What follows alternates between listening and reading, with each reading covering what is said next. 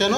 কারণ উপজেলা হাসপাতালগুলোতে একজন চিকিৎসক আছে, কোনো জায়গায় দুইজন আছে। একজন দুইজন যেহেতু টানা 24 ঘন্টা ডিউটি করা সম্ভব নয়। চেক মুখ দেখা গেছে ডায়াগনোসিসও করতে পারে না। ধরেন হার্ট অ্যাটাকের ক্ষেত্রে 2 থেকে 3 মিনিট সময়ের মধ্যে অনেক সময় পেশেন্ট হাসপাতালে আসার মধ্যে প্রপার চিকিৎসা না পেলে মারা যায়। প্রতিটা সেকেন্ড হার্ট অ্যাটাকের ক্ষেত্রে গুরুত্বপূর্ণ। তখন যদি আপনার অ্যাভেলেবল এমবিবিএস গ্র্যাজুয়েট ডাক্তার থাকে, তাহলে তারা আর কিছু করতে না পারুক, অন্তত ডায়াগনোসিসটা করে ইনিশিয়াল রুটিন ডোজ দিয়ে পেশেন্টটাকে যথাযথ জায়গায় রেফার করতে পারে। চেকপুর কাছে যদি ডাক্তারটা একটা রুগী যায়, সে তো আসলে বুঝবে না তার হার্ট অ্যাটাক হয়েছে না একিউট অ্যাবডোমেন হয়েছে বা অন্য কী সমস্যা হয়েছে। এখন আমাদের দাবি হচ্ছে, যেহেতু 44তম বিসিএসে আপনার 100 জন তারা নিতে পারবে, 45-এ তারা নিয়োগ দেওয়ার কথা বলছিল 900, কিন্তু চূড়ান্তভাবে ভাইবা উত্তোলন হচ্ছে মাত্র 400 জনের মতো। মাত্র 400 জনের মতো ভাইবা উত্তোলন ভাইভাতে দিবে, কিন্তু এটাতে আরও 500 জনের ঘাটতি থেকে যায়। 46-এর ক্ষেত্রে 1700-এর মতো তারা নিয়োগ দেওয়ার কথা ছিল। 46-এর মধ্যে আপনার প্রায় 1600 জনের মতো লিখিত পরীক্ষা দিয়েছে, এবং লিখিত পরীক্ষা দিয়েছে, এবং এর মধ্যে 1200 চিকিৎসক আবার 48তম ভাইবা পরীক্ষা দিবে। সেই ক্ষেত্রে এখানে 46-এর ঘাটতি আছে, 45-এ 500 জনের ঘাটতি আছে। এখন 47 হওয়ার কথা ছিল এই বছরের মে মাসে। নানা কারণে সরকার এটা পিছাইতে 19 সেপ্টেম্বর নিয়ে আসছে। এখন 47 থেকেও এই সরকারের আমলে সম্ভাবনা নাই বললেই চলে। হয়তো প্রিলিটা নিতে পারবে, লিখিতটা হয়তো আংশিকভাবে নিতে পারে, অথবা পরবর্তী সরকারের আমলে নিতে পারে আর কি। এখন সরকারের সাথে আমরা গত রবিবার আমাদের চিকিৎসক দলের একটা প্রতিনিধি দেখা করেছিল অধ্যাপক সাইদুর রহমান স্যারের সাথে।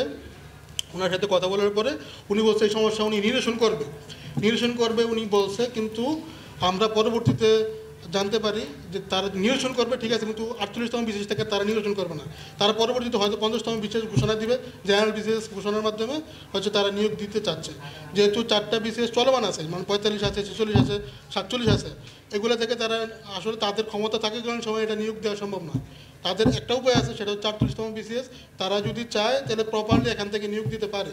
যেহেতু চরম পর্যায়ে চিকিৎসক সংকট আছে, আমাদের দাবি হচ্ছে এখান থেকে যদি নেয়, আমরা জানি 45-এর 400-এর মধ্যে প্রায় 300 জন 48-এ ভাইবা প্রার্থী, 46-এর 1600-এর মধ্যে 1200 জন হচ্ছে 48-এর ভাইবা প্রার্থী, 1500 জন যদি এখান থেকে মাইনাস হয়ে যাচ্ছে। কারণ তারা যদি 2700 জন চিকিৎসক নেয়, 45 এবং 46 অভিজ্ঞতার কারণে তারা লিখিত পরীক্ষা মার্ক বেশি পাবে, তাদের ওই অভিজ্ঞতার কারণে তারা ভাইভাতে অগ্রাধিকার পাবে। কারণ তারা 1500-এর মধ্যে, আমার যেটা ধারণা, যদি তারা খারাপও দেয় তাই সেক্ষেত্রেও এক্সামিনারের তারা প্রায়োরিটি পাওয়ার কারণে 1500 থেকে 1200 চিকিৎসক চূড়ান্তভাবে তারা নিয়োগ হবে। যদি অঘটন না ঘটে, মানে বড় ধরনের অঘটন না ঘটে, 1200 জন চিকিৎসক নিয়োগ পাবে।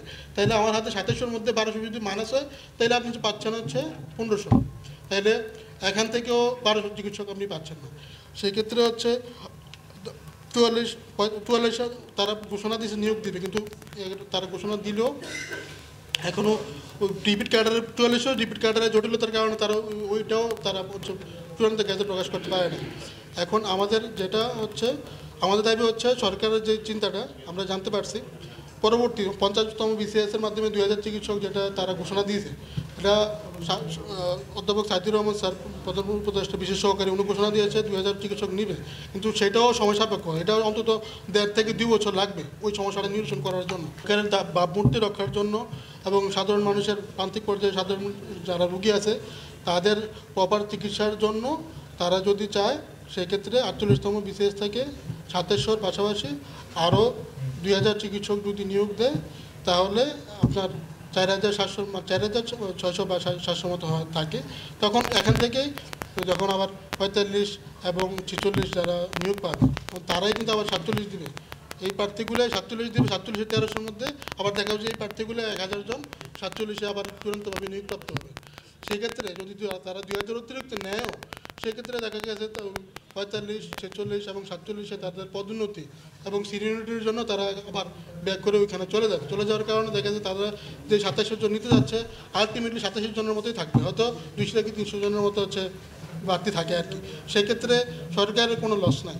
স্বাস্থ্য খাতে তারা যদি ইনভেস্ট করে, সরকারের কোনো লস নাই। প্রতি বছর আমার জানা মতে প্রতি বছর বিগত বছরগুলোতে স্বাস্থ্য খাত থেকে বাজেট অর্থ মন্ত্রণালয়ে ব্যাক হয়ে যায়। চিকিৎসক সংকট আছে, শুধু চিকিৎসক সংকট না, চিকিৎসক সংকট আছে, জনবল সংকট আছে। উপজেলা পর্যায়ে সদর হাসপাতালগুলোতে চরম পর্যায়ে চিকিৎসক সংকট। আমরা জানি বরিশাল মেডিকেল কলেজগুলোতে গত কিছুদিন আগে ছাত্ররা আন্দোলন করছে, প্রপার চিকিৎসা হয় না, আবার চিকিৎসকরা ধর্মঘট করতেছে, তাদের চিকিৎসক নাই, কীভাবে তারা কী করবে?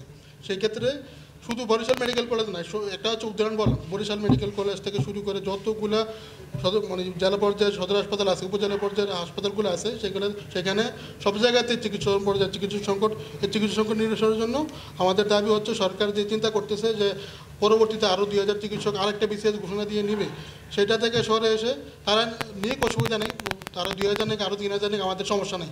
আমাদের দাবি হচ্ছে তারা 2000 নিতে পারে, এটা তাদের সিদ্ধান্ত, কিন্তু এখন যেহেতু আপনার হাতে আর কোনো অপশন নেই, 45 থেকেও নেওয়ার আপনার সুযোগ নেই, 46 থেকেও নেওয়ার সুযোগ নেই, 47 থেকে নেওয়ার সুযোগ নেই, এখন সুযোগটা হচ্ছে 48-এ। সেই ক্ষেত্রে আপনি এখান থেকে 2000 নেন, নেওয়ার পরে তার সিনিয়রিটির কারণে যদি 45, 46, 47 তারা চলে যায়, সেক্ষেত্রে আপনি যে কাঙ্ক্ষিত 2700 কথা বলছেন, 2700 অথবা হচ্ছে 2 থেকে 300, 3000-এর মধ্যে চিকিৎসক থাকে। এটা হচ্ছে আমাদের দাবি।